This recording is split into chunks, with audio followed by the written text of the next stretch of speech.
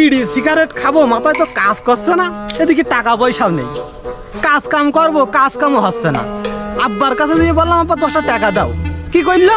পাঁচু নিয়ে করলো তারা। কি যে করি,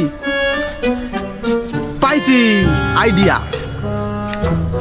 হ্যালো, ও দোকানদার ভাই, দোকানদার ভাই, ও দোকানদার ভাই, দোকানদার ভাই, ও ভাই। আর কি বানাবা, কি বলবা তো? ও ভাই কিছু বানাবো না ভাই, 3 দিন হয়ে গেল পেটে কোনো দানা পানি পড়ি নেই, দেখো আমার এক হাত নেই।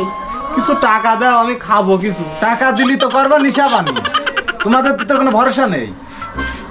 তা কি খাবা, চলো আমি খাওয়াচ্ছি।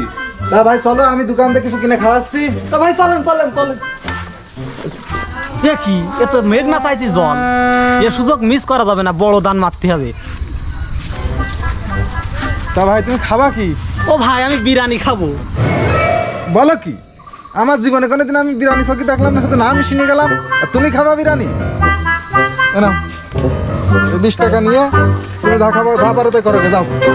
যাক, বড় সড়ো একটা বাসের হাতে বাঁচলাম।